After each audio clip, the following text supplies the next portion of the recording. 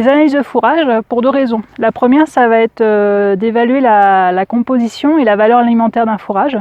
Connaître la valeur alimentaire de son fourrage au fil de l'année, ça permet d'ajuster ses apports de concentré et donc de bien les valoriser. La deuxième raison pour laquelle on va faire une analyse de fourrage, ça va être pour évaluer le niveau de nutrition en phosphore et potasse de la prairie et pouvoir réajuster derrière sa fertilisation.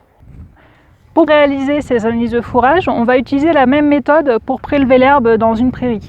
On va essayer de prendre un échantillon d'herbe qui est représentatif de sa prairie, et pour cela, on va la traverser de part en part en prélevant des poignées d'herbe régulièrement. Donc il y a plusieurs approches. On va traverser la prairie en deux diagonales, c'est la première approche. La deuxième approche, ça va être de traverser la prairie en zigzag et en essayant de prélever de l'herbe sur toute la surface de la prairie.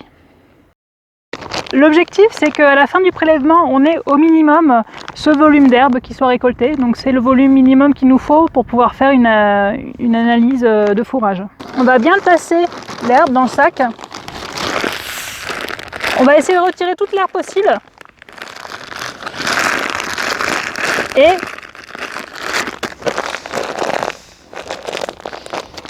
soit on fait un nœud pour fermer hermétiquement le sac, soit on le ferme avec un élastique. On va le mettre dans une glacière, donc ça peut être un sac à dos glaciaire ou une glacière classique. On le garde au frais jusqu'au dépôt au laboratoire.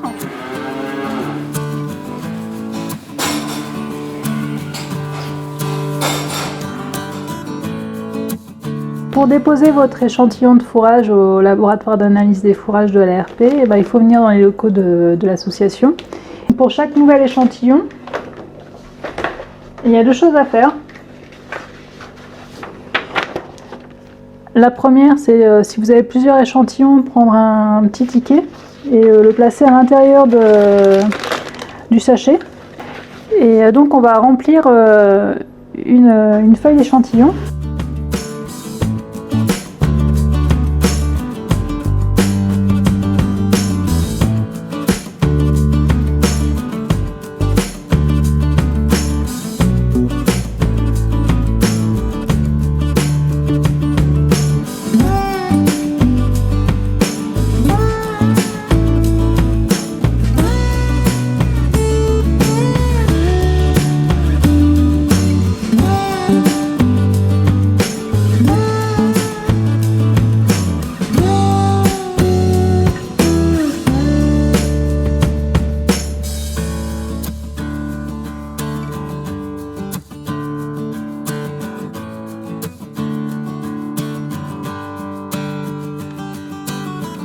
Thank you.